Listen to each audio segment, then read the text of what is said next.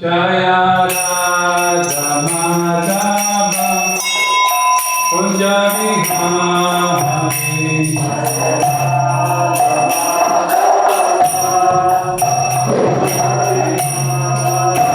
Jaya Radha Madhava Kunja Bihari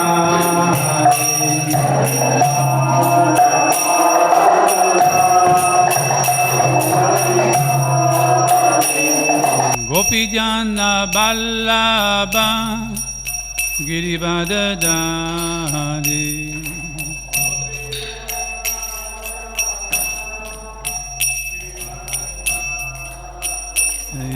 Gopijana Ballabha Girivardhari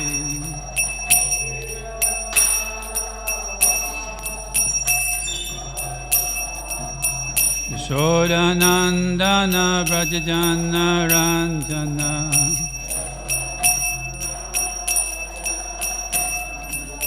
Yashodanandana Vrajajana Ranjana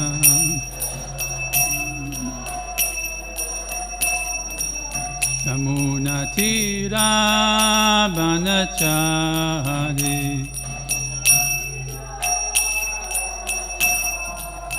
Yamuna Tira Vanachari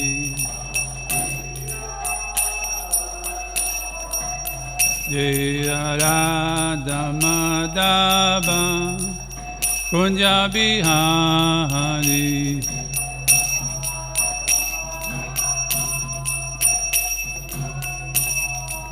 Jaya Radha Madhava Kunja Bihari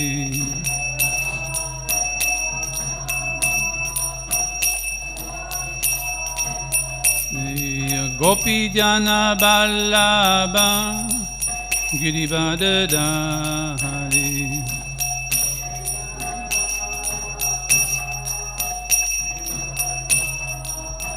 Jaya Gopijana Ballabha Girivardhari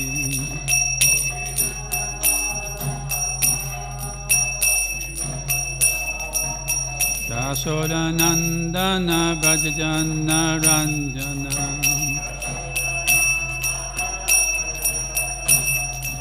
Yashodanandana Vrajajana Ranjana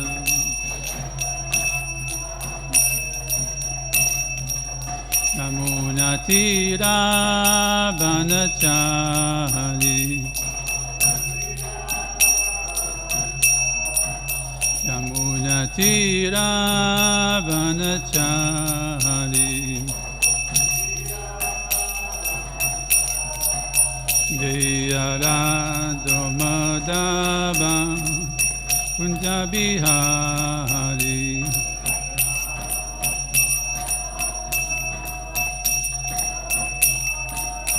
Jaya Radha Madhava Kunja Bihari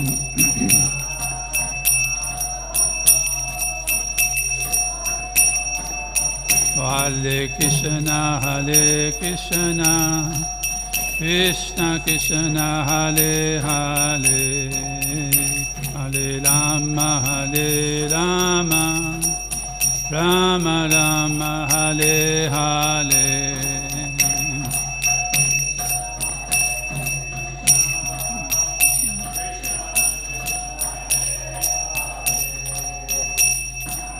Rama Hare Rama Rama Rama Hare Hare Hare Krishna Krishna Krishna Hare Hare Hare Rama Rama Rama Hare Hare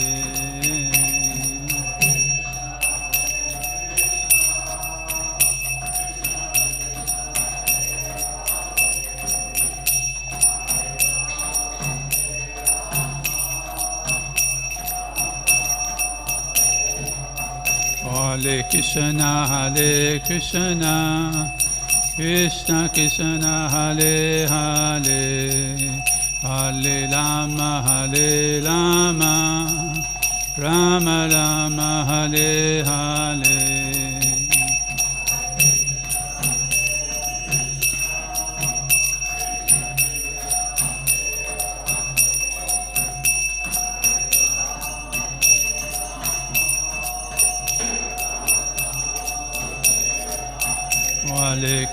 Hare Krishna Krishna Krishna Hare Hare Hare Rama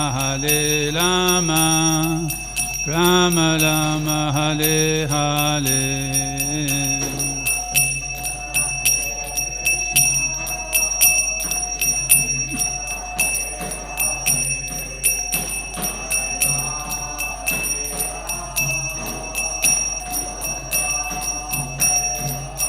Jaya Prabhupada, Prabhupada, Prabhupada, Jaya Prabhupada.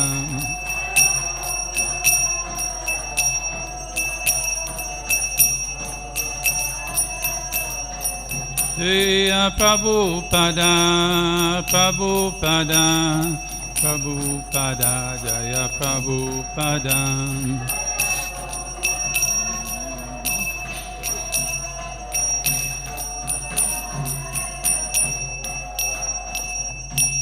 Srila Prabhupada ki jai, Grantaraj, Srimad Bhagavatam ki jai, Jai Shri Shri Gauranita ki jai, Jai Shri Shri Radha Govardhana ki, Krishna Balaram jai, Giri Govardhan ki jai, Jai Brinda Devi, Tulsi Devi Maharani ki jai, all glories to the assembled devotees, all glories to the assembled devotees, all glories to the assembled devotees, all glories to Shri Shri Guru and Gauranga, Gaur Pamanandi, Hari Hari Bo.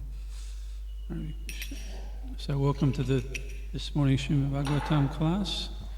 Chant some glorification of the Bhagavatam. Narayanam namaskritam narocharam narottamam devim saraswatim vyasam tato jayam udirayet nastapadesho badresho nityam bhagavate sevayet tamurtam vashoke bhakti bhavati naishtuki.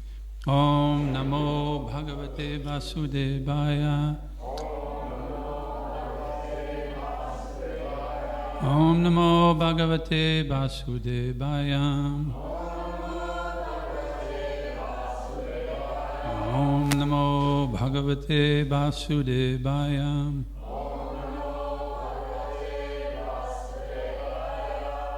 So we're continuing, we're on chapter 16 of the third canto. Somewhere down here. And text number 6 is on the board. There it is.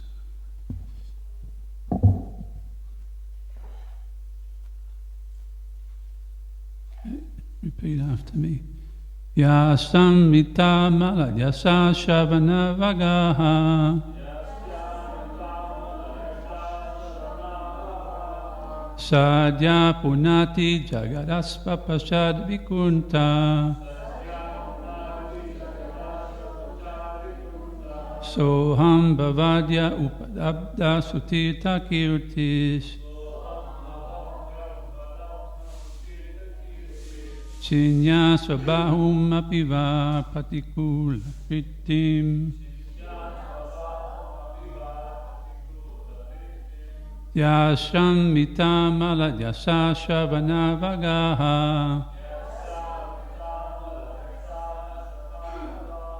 Sadhya punati jagadaspa pashad vikunta. Soham bhavadya upalabda sutirtha kirtis. Sindhyam svabhahum apiva patikula vrittim. Yasam mitam aladyasa shavana vagaha. Sadhya punati jagadasva prasad vikunta. Soham bhavadya upalabda sutirtha kirtis. Shinjam svabhahum apiva patikula vrittim. Someone else?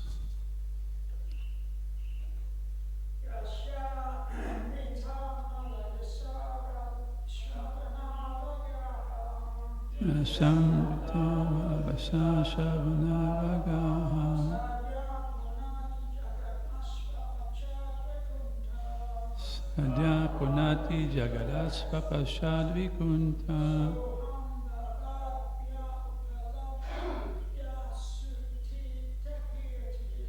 Soham bhavadbhya upalabdha sutita kirtis.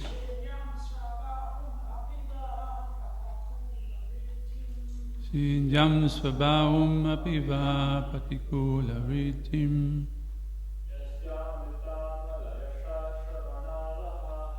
Yashambita maladhyasa shavanavagaha. Sadhya punati jagadasvata shadvikunta. Soham pavadbhya upalabdhya sutirta kirti. Sinjam svabhahum apiva patikula vritim.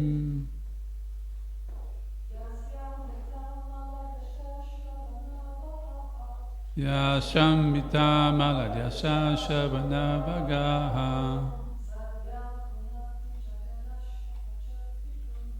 Sadhya punati jagadasva pashad vikunta.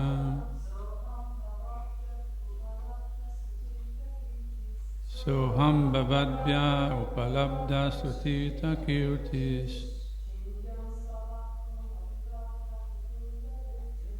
Sindhyam svabhahum apiva patikula vritim. Anybody else? 5, 4, 3, 2, 1. Okay, word for word. Yasya, of whom? Amrita, nectar. Amala, uncontaminated. Yasaha, glories. Shravana, hearing. Avagaha, entering into. Sadhya, immediately. Punati, purifies. Jagat, the universe. Asvapasha, including even the dog eaters. Vikunta, without anxiety. Saha, that person. Aham, I am. Bhavadbhya, from you. Upalabdha, obtained. Sutirta, the best place of pilgrimage. Kirti, the fame. Chinjam, would cut off. Svabhahum, my own arm. Api, even. Vaha, towards you. Patikula vritim, acting inimically. So this is a translation and purport by His Divine Grace A.C. Bhaktivedanta Swami Srila Prabhupada. Translation, I'll read it first. Anyone in the entire world, even down to the Chandala, who lives by cooking and eating the flesh of the dog, is immediately purified if he takes bath in hearing through the ear the glorification of my name, fame, etc. Now you have realized me without doubt, therefore I will not hesitate to lop off my own arm if its conduct is found hostile to you. Word for translation, please repeat. Anyone in the entire world, even down to the Chandala, who lives by cooking and eating the flesh of the dog, is immediately purified if he takes bath in hearing through the ear the glorification of my name, fame, etc. Now you have realized me without doubt, therefore I will not hesitate to lop off my own arm if its conduct is found hostile to you. Purport. Real purification can take place in human society if its members take to Krishna consciousness. This is clearly stated in all Vedic literature. Anyone who takes to Krishna consciousness in all sincerity, even if he is not very advanced in good behaviour, is purified. A devotee can be recruited from any section of human society, although it is not expected that everyone in all segments of society is well behaved. As stated in the verse, as stated in this verse and in many places in Bhagavad Gita, even if one is not born in a Brahmana family, or even if he's born in a family of Chandalas, if he simply takes to Krishna consciousness, he is immediately purified. In Bhagavad Gita, 9th chapter, verse 30 through to 32, it is clearly stated that even though a man is not well behaved, if he simply takes to Krishna consciousness, he is understood to be a saintly person. As long as a person is in this material world, he has two different relationships in his dealings with others. One relationship pertains to the body, and the other pertains to the spirit. As far as bodily affairs or social activities are concerned, although a person is purified on the spiritual platform, it is sometimes seen that he acts in terms of his bodily relationships. If a devotee is born in the family of a Chandala, the lowest caste, is sometimes found engaged in his habitual activities, he is not to be considered a Chandala. In other words, a Vaishnava should not be evaluated in terms of his body. The Shastra states that one should think the deity, the Shastra states that no one should think the deity in the temple to be made of wood or stone. No one should think that a person coming from a lower caste family who has taken to Krishna consciousness is still on the same low caste. These attitudes are forbidden because anyone who takes to Krishna consciousness is understood to be fully purified. He is at least engaged in the process of purification, and if he sticks to the principles of Krishna consciousness, he will very soon be fully purified. The conclusion is that if one takes to Krishna consciousness with all seriousness, he is to be understood as already purified, and Krishna is ready to give him protection by all means. The Lord assures herein that he is ready to give protection to all his devotees, even if there is need to cut off part of his own body. Translation again. Anyone in the entire world, even down to the Chandala, who lives by cooking and eating the flesh of the dog, is immediately purified if he takes bath in hearing through the ear, the glorification of my name, fame, etc. Now you have realized me without doubt, therefore I will not hesitate to lop off my own arm if its conduct is found hostile to you. Oma Gyana Timirandasya Gyanam Gyana Salakaya Sakshus Ummilitam Jena Tasmahe Shri Guruve Namaha Vanchakalpataru Vishya Kripa Sindhu Bevecha Patitanam Pavanebhyo Vaishnavibhyo Namo Namaha Jai Shri Krishna Caitanya Prabhu Nityananda Shri Advaita Gadadhara Srivasari Gaura Bhaktavinda Hare Krishna Krishna Krishna Hare Hare Hare Rama Rama Rama Hare Hare. So we're continuing this extraordinary saga going on in the Vaikuntha realm of these doorkeepers and the four Kumaras having just cursed them, and now the Lord has appeared on the scene and he's revealing to us his wonderful mentality. And this is the beauty of studying the Srimad Bhagavatam and the Bhakti Shastras is you get an insight into the Supreme Personality of God in every detail. In the broader world out here, there's very little concepts of God whatsoever. Sort of a vague energy, or he's up there. I remember when I was doing dialysis at Tweed Hospital, I came in one day, one of my other patients that's normally sitting nearby wasn't there, and I said to the nurse, "Where's old Joe today?" She She goes, he's up there. I said, where's he? Upstairs, is he? And I said, no, he's up there. He passed away. So that's their conception of God is quite, and the spiritual realm is quite limited. It's up there somewhere. Could be over there, but it's up there, right?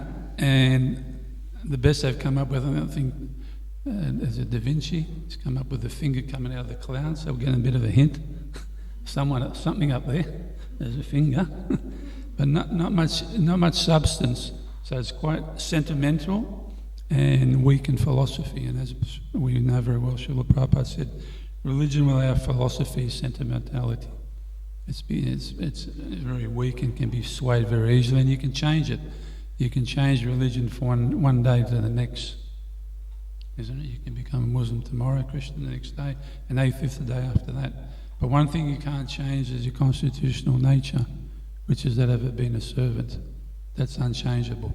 So Christian consciousness resembles a religion, but it's actually beyond religion. It teaches you to re-establish yourself as an eternal servant of Krishna. So this is the real purpose of religion.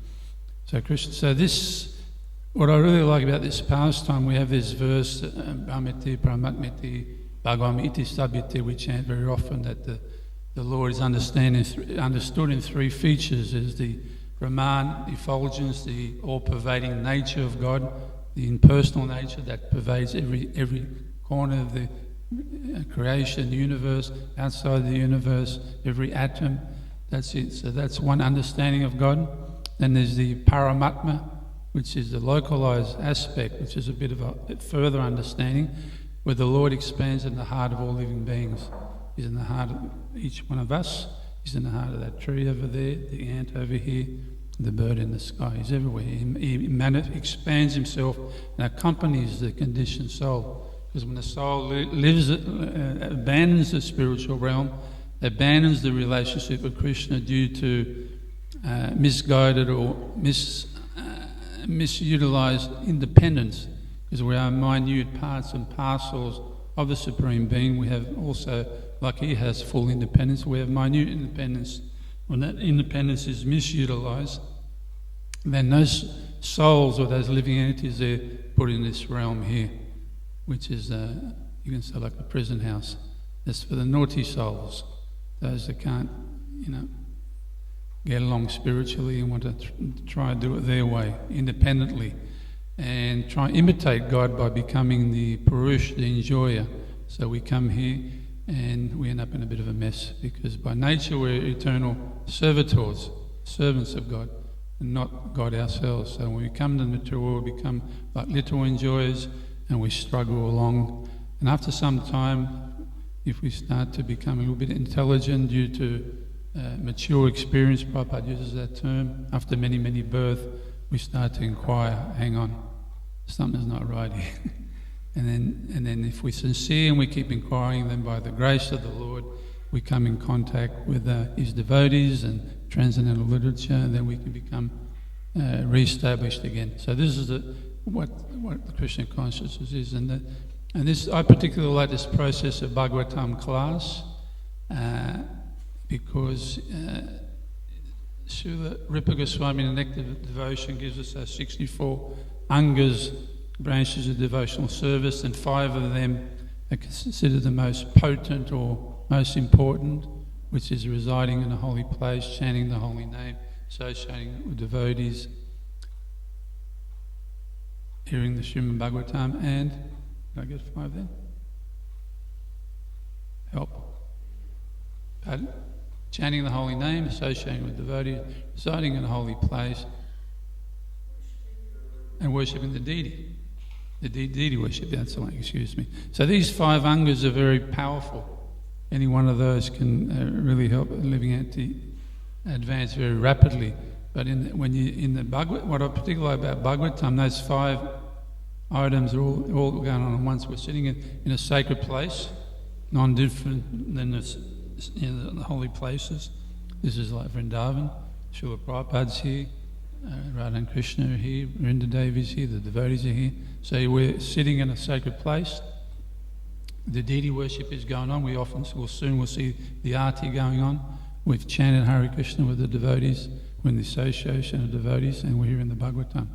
So it's the most incredible moment of the day, actually. That's why it's recommended we chant this verse at the start, Nasta Padeshu Abhadreshu. By daily reciting and attending Bhagavatam class, the Bhagavatam says the abhadras, or the things that trouble our heart, the things that cause us to remain puzzled in this material world, they're removed, almost fully removed, it says, right? And I've mentioned this before in the lecture Srila Prabhupada gave in 1976 in Vrindavan. He was speaking on the 5th canto, Lord Rishabdev. In that lecture he quoted this verse, Nasta Padeshu, about attending Bhagavatam class. And he made the point, he said, as far as removing the abhadras, he said, he gave a numerical amount to it. He said about 70% of our natras are removed, which is quite a lot. And by regularly hearing Bhagavatam, you can come to the point of nishta, which is steadiness in spiritual practice, which we all want to get to that stage. If we're not in that stage, we want to be able to become fully satisfied in our daily practice of devotional service without all the disturbances going on. So this is this verse again today. Krishna himself speaking here. He's speaking a long time ago. This is very much near the beginning of this universe. So we can imagine if Lord Brahma I think he's in his 51st birthday at the moment. So how old does that make him approximately? I can tell you. No, you're out by a couple of zeros there.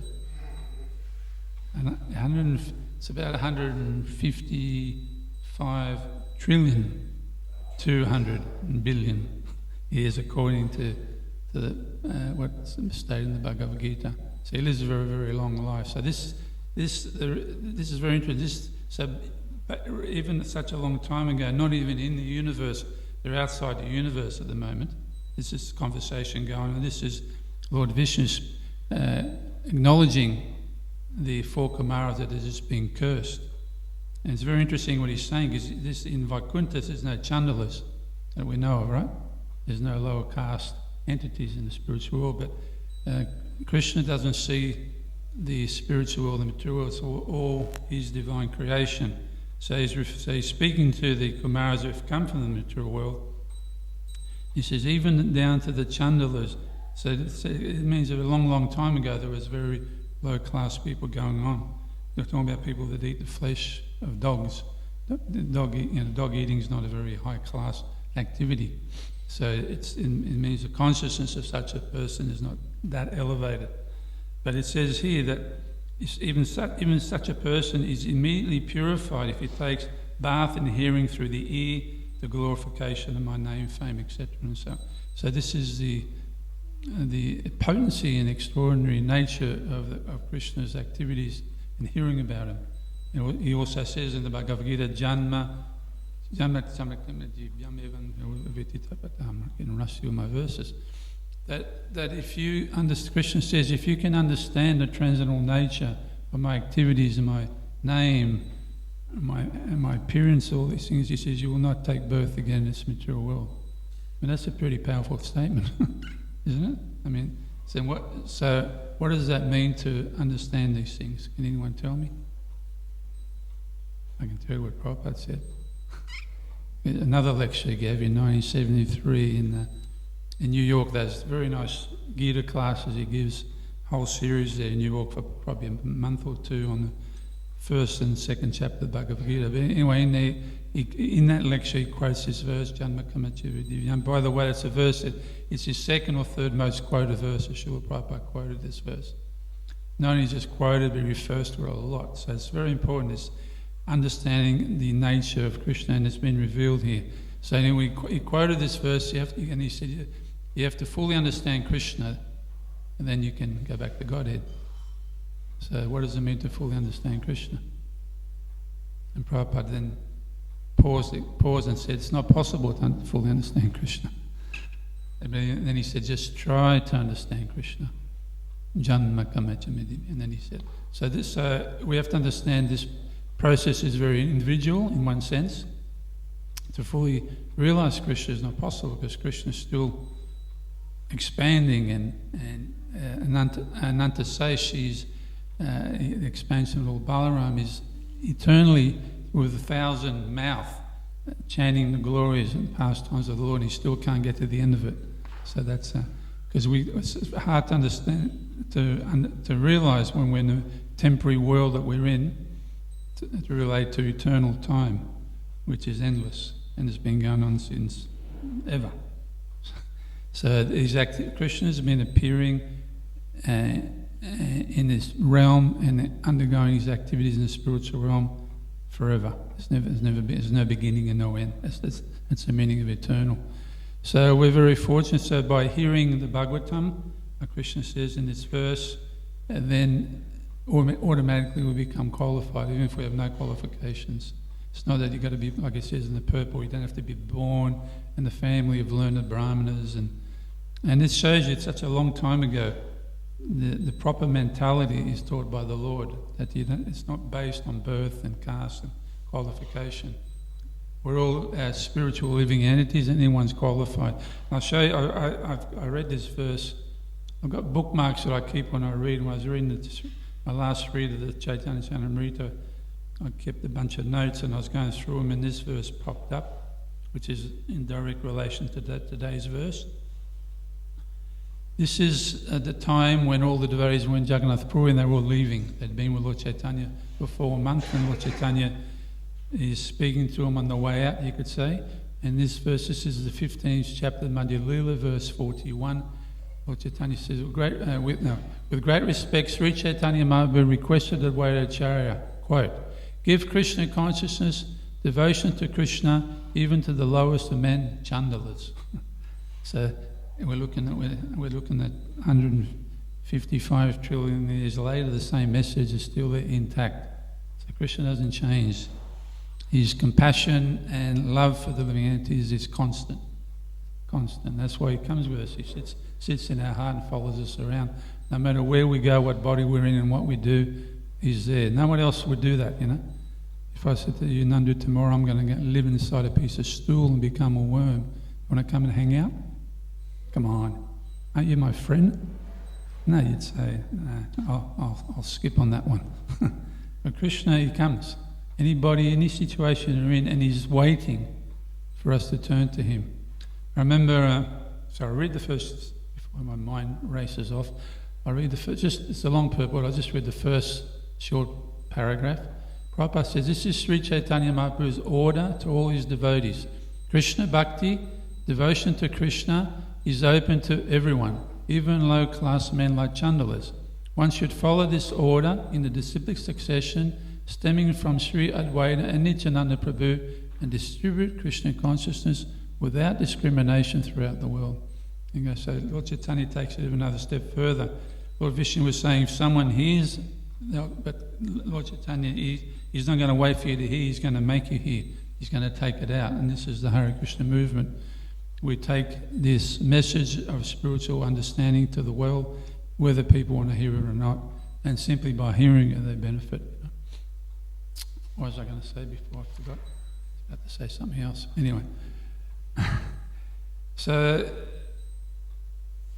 Prabhupada also talks in here about the different characters he talks about the 2 different types of sides of a person, the spiritual side and the material side. And even though on the external side, a person might have, like he says, some bad habits or some conditioning in there, but if he's practicing spiritual life, that shouldn't disqualify them. And again, according to this verse, it doesn't at all. If someone takes a spiritual consciousness where they've still got a bit of a twitch or, I can't mention some of the things they may or may not do, but they're sort of overlooked, I should say, by the Lord, because Krishna looks at the essence of the living entity. Bhava Grahi Janandam, he's described it. He looks at our intent in our heart, even though we externally, imperfectly, might not be able to do something so well. That's the beauty of Krishna consciousness. In material world, you've got to achieve, otherwise you're a failure. In spiritual life, Krishna is so kind. He looks at our baby steps. He looks at our stumbling. He looks at our efforts. He looks at our struggles, and he accepts that endeavour. even though we might not quite get there. And he puts his hand out. It says if you take one step towards Krishna, he takes 10 steps towards you. That's a very kind person. So very important that we study these Bhakti Shastras because we get a very deep insight into the personality of the Supreme Being and how much he loves these living entities that have forgotten him. He's never forgotten us. We're the ones that were sort of gone for a little run around in the material world, and now we're scratching our heads. What in the hell is this place? Because we don't belong here. Spirit and matter don't mix. Oil and water don't mix. So we're in a bit of a pickle, but Krishna kindly comes with us. I remember Badri Narayan Maharaj, it was many years ago, but a little story stuck in my mind. He was speaking in Mayapur, and he said when he was a little boy, I guess 8 or 10 years old, he had an argument with his parents, and he said, "Oh, I'm leaving home." He said, "I'm going." So he said, his dad said, "I'll drive you." So his dad drove him off and dropped him off up the street, and the little boy started walking away. And his dad stayed in the car and sort of drove slowly and sort of followed him, And after some time, the little boy turned around, saw the car and ran. Said, "Daddy, I want to go home." So this is the ploy of the living entities, We've run away from Krishna's abode, our eternal home. We're saturated with love and loving relationships and eternal life. And we've run to this temporary world, which is full of dead ends and anxiety and birth, death, old age and disease and disappointments and bewilderment. So now Krishna's in our heart. All we've got to do is turn. So I want to go home. And Krishna says, okay. And as soon as you do that, Krishna guides you from within. He directs the wandering. He says in the Bhagavad Gita, "I direct the wanderings of all living entities." And most of us, if you see how we've come to Krishna consciousness, there's been some divine intervention there. We've ended up amongst the devotees or in a temple. Well, I think we've all got our story. Somehow or other we've come in contact with Krishna consciousness. Some of us from a previous birth. Nandu here. You were born into the Hare Krishna movement, weren't you? So you didn't get a choice. Straight in. But you could say, well, you must have done something not right in your last life because you've had to repeat. At school, if you don't do well in your 5th grade, then you've got to come back and do 5th grade again. So the Gurukulis can't get too proud that we've taken birth in the movement and we were demigods in our last lives. Well, sometimes you hear that, but perhaps. But still, if you hear, it means you've still got some work to do. Like that. So it's very, very interesting. So now, as far as the Lord's compassion and being equal to all, you cannot get a better example of what we just recently celebrated, the Rath Yatra, isn't it? Someone was mentioning this recently. It might have been in Mayapur. Like they don't let the Western devotees into the Jagannath temple, isn't it? So what happens, Jagannath just goes all over the world and accesses all these devotees, In other words, if we don't go to him, he'll come to us. And I remember for those, was anyone here in 2016 when we celebrated the 50th anniversary? We had this big program here. We had the big screen and the stage, and it was probably one of the best festivals ever. About 1,800 people turned up. We'd invited all the neighbours, send them all letters. Posters all over town, put banners above the bridge. When you drive over, the big banners you can hang up. We put posters in all the shops, and it was a lot of dignitaries came. The mayor and I remember Dr. Betty Marks. Some of the locals might know her. She's passed away now. She's the longest-serving doctor in this town. She was my doctor when she was in her 80s. Extraordinary lady, and. She'd have patients waiting in the waiting room that she delivered as babies, and they were in their 60s. Quite interesting. So she came, and I think that's the first time she came. And she came along the parade, and then when she sat down, we put together this really wonderful compilation of Rath Yatras from around the world on this big screen with nice speakers and sound. And people arrived and they sat down. And some of them might have thought, this is a little local Hare Krishna thing in Ewingella and Moolumbar, they got this big car and they pull it up and That's the end of it, you know. Next thing, they're sitting there, they're seeing this very same festival in Paris. You know, we had a clip from all London, Moscow, New York, Fifth Avenue. In India, the original Rath Yatra with millions of people attending, and this beautiful Jagannath Astaka playing, and it was mesmerising. I remember it, just to see this footage. And they realised, actually, this is part of something big here. It's not just a little Hare Krishnas in Yongala, this is going on everywhere. So it was a great festival, and Lord Jagannath, in that supreme merciful form, makes himself available to all, to everybody. There's no discrimination at all. I think even there's a class of pig farmers that get to carry him. I think they look after him in the Gundincha, well, they cook for him as well. Very, very merciful Lord, very kind. Pardon? Sabras, but that's the class of pig farmers, yeah. So the pig farmers get to look after him. That's a very kind and merciful Lord. He doesn't discriminate. And I remember Bhakti Purushottam Swami, for those of you that know him or don't know him, he's a very wonderful sannyasi originally from Orissa. And he says, Srila Prabhupada is so kind to us, he's given us two gods. He's given us the eating God, that's Lord Jagannath. Lord Jagannath in Jagannath Puri has 56 offerings a day. You believe that? It says before he even gets time, he washes his hands after he has a meal. Before his hands even dries, another meal lands in front of him. That's how much he eats. So he's given us the eating God, and he's given us the dancing God, Lord Caitanya Mahaprabhu. So we've got the two best gods, even though it's ultimately the same person. It's not like in India or in the Hindus you have all the gods. These are if you're going to taxi in India or if you're going to someone's home, they've got everybody there, just in case, because that's usually if you don't have information that you need to get from. If it's based on sentiment, like I said earlier, then you worship everything and everyone just in case, because they don't know which one's who. But Srila Prabhupada was very, very kind to us. The language that he gave us in his books and in his teachings, he discriminated between the demigods and the Supreme Being. In every one of his pages he calls Krishna the Supreme Personality of Godhead. Right? And when he relates to the demigods, he calls them demigods, which is a biblical term, which means demi or semi-gods. Big difference. In India, they're all gods. So it's like it's Mayavad, it's all one. But Prabhupada made it very clear, and he helped us, the Supreme Personality of Godhead and the demigods. Now they're very elevated, the demigods. They're empowered servants of the Lord. They organise universal affairs. This universe doesn't run automatically.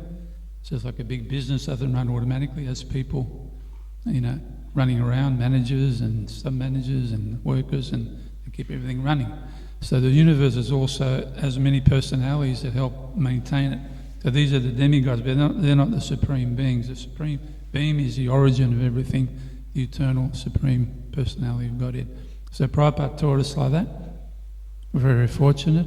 We have the compassionate Lord, the eating God, we have the dancing God. We have a very easy process for this age. It involves a lot of eating. It's true. I've said this before, but I remember Niranjan Swami walking with Shivaram Maharaj. You might have heard this before. And Shivaram Maharaj just said he just finished reading his Chaitanya Caritamrita for the 14th or 15th time, which is, for those who don't know, it's a 17-volume set of books describing the life story of Lord Chaitanya. So he just finished reading it it's quite a lot of times to read 17 books. Anyhow, so Niranjan Swami said, well, tell me, what are you getting out of it? And his answer was, they do a lot of eating. And it's true, if you read the CC, there's some wonderful descriptions in there. But it's in the spiritual world, it's a festival at every moment. It's not like you got to work all year and save up your money and clock up your credit card and go off to Bali and have a bit of a break, It's not like that. It's a spiritual world is every step is a dance, every word is a song. Because the souls are eternal. You're not dragging around gross material bodies and your subtle mind. You're a free spirit entity and you live eternally, and you can engage in these festive activities. Some people think that spiritual means nothingness. That's a Buddhist concept, that the material is so difficult, so complicated, and then the opposite, nothing must be spiritual. It's not the case. Spiritual is everything in its purified form. And this material is all perverted reflections of reality. And that's why it's frustrating, because you can't quite get a hold of it. Like I said, spirit, oil and water don't mix, so you can't get real taste in the material world. The soul is hankering for pure love, for eternal, for real relationships, you know. The Krishna, that's just why when you discover Krishna in these books, he describes himself in the Bhagavad Gita, Suridam Savabhutanam, and the Bhaktanam Jagatapashyam. He's the supreme enjoyer, and he's the most friend of the living entities. And the word is used, Surit. And Prabhupada in his lectures explains the different types of friendships. There's the bandhus we heard about a couple of days ago, the social friends, or someone's born in the Brahminical family but not a Brahmin, he's called a Brahmana bandhu, the friend of the Brahmanas. Here, Prabhupada says the mitras, which is like the sort of a friend, but they're a friend because you got the car and you can drive them to the beach. So they sort of hang out with you. But when it comes to the crunch, like some people have 537 friends on Facebook, but if you come to the crunch and you need some help, you might find that no one responds, perhaps. But the Surit is a true friend. Like he says in this verse, he'll lob off his arm for you. That's what he is. Totally sincere and fully your friend forever, eternally. It's a pure friendship.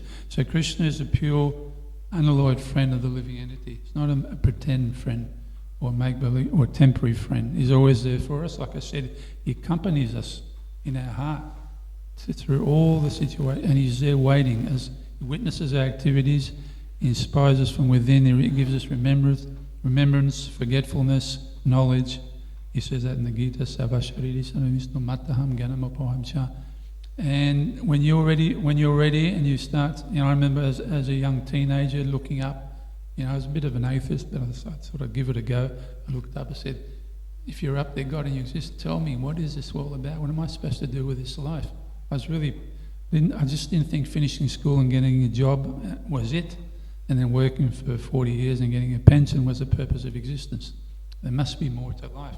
So when you come to the point of inquiry and sincere inquiry within your heart, and you pray to the Lord, even if you don't know who He is, He's there in your heart, and you'll start to direct. Next thing you'll bump into some Hare Krishna somewhere. I'll try and pin a flower on you. So they try that on me. I'll sell you a record or a book, or invite you to the Sunday love feast, or you see a bunch of people with bald heads and robes chanting in the streets, and it's going, what the hell's going on here? I remember seeing a Harinam when I was a teenager, and I walked right through the middle of it. Some people do that. I'm a tough man. Anyway, I'm going to stop here because I think it's close to breakfast time. There's a lot can be said. These Prabhupada's purports, you can keep unrolling them out practically forever. Any comments or reflections or corrections or questions, please? Yeah? We've got 7 minutes. 7 minutes. I have a question, but before that, I was just, you were mentioning about prasadam. I remember Urmila Mataji was giving a class a few years ago, and she was saying they conducted a little research in Europe about maybe 20 kids who were born in the Krishna consciousness movement, and I think there was something about their past life, and they found out that out of those, about 18 out of the 20 just had prasadam, and that's why they were born in a Krishna consciousness family. My question is, you mentioned about the badras, the impurities in the heart, and that verse says that everything almost completely is destroyed, all the impurities. Mm-hmm. So what's the other percentage? You were mentioning 70%. Yeah, this is just from attending Bhagavatam class. So there's many other things that we do. We chant Hare Krishna, we perform devotional service, we serve the spiritual master, we serve the mission as spiritual master. So these are also additional activities that can very easily finish off the rest of it, so to speak. Yeah, but we take prasadam. Someone's going to say about prasadam. Someone asked Srila Prabhupada, I heard this recently, about how we were going to take over the world, perhaps. Was it going to be like a revolution? I think it was Brahmananda. Someone was Gargamuni. I think it was Gargamuni. What are we? Anyone heard this before? How are we going to take? Is it going to be like a revolution? The Hare Krishna is going to have a revolution, like the French Revolution. He said, is it going to be like that?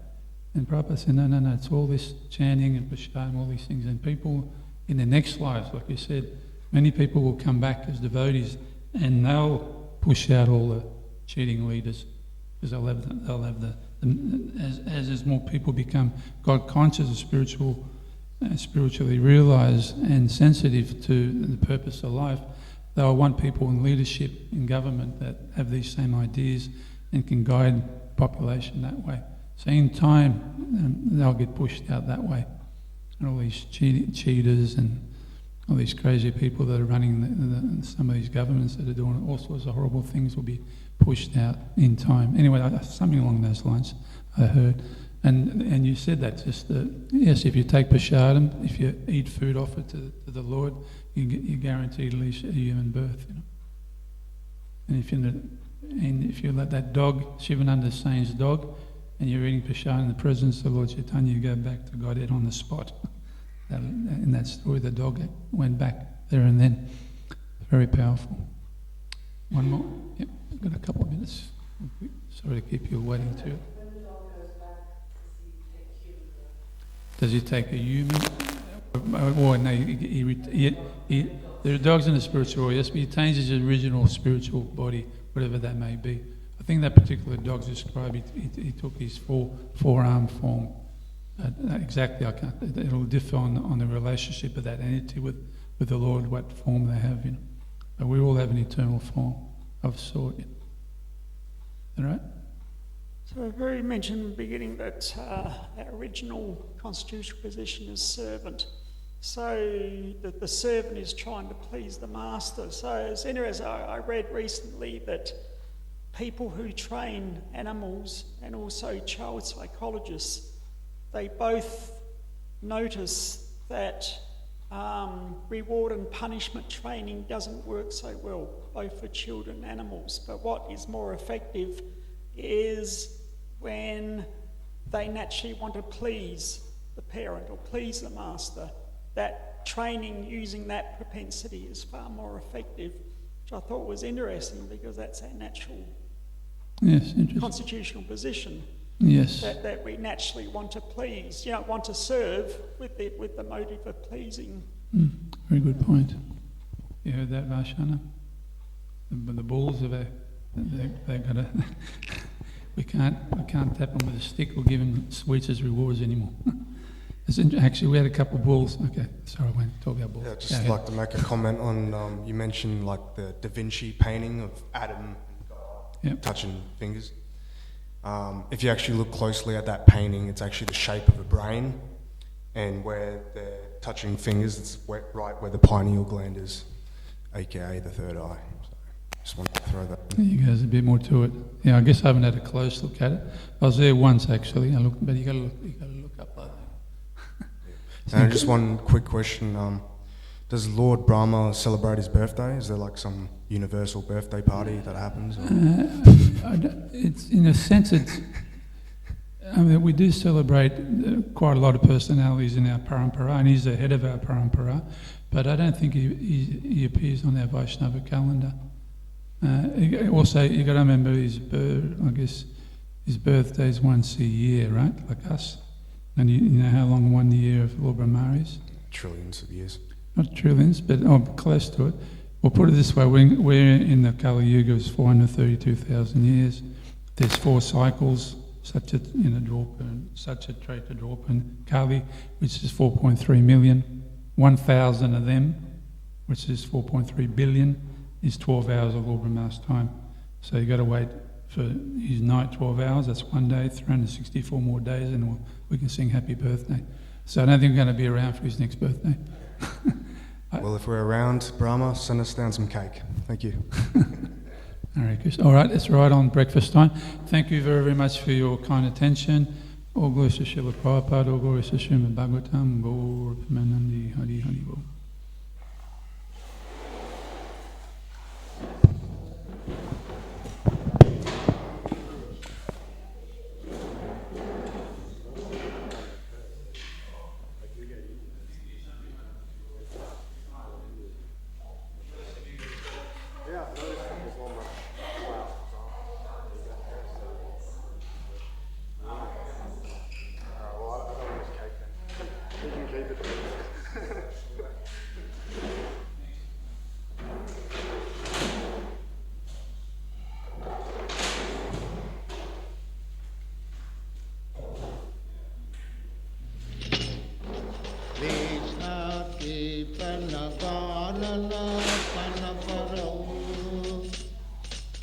प्रेमामृतांबनिधि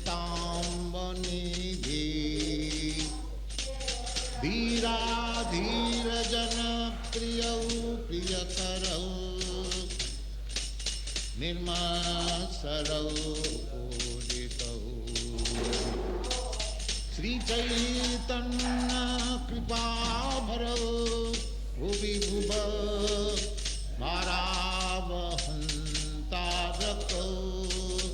वन्दे रूप सनातन रघुजुगं श्रीजीव गोपालकौ कृष्ण कीर्तन गान नर्तन परौ प्रेमामृतांबनिधि धीरा धीर जन प्रियौ प्रियकरौ निर्मसरौ पूजितौ नाना शास्त्र विचारणैकनिपुणौ सद्धर्म संस्थापकौ लोकानां हितकारिणौ त्रिभुवने मन्नौ शरण्याकरौ नाना शास्त्र विचारणैकनिपुणौ सद्धर्म संस्थापकौ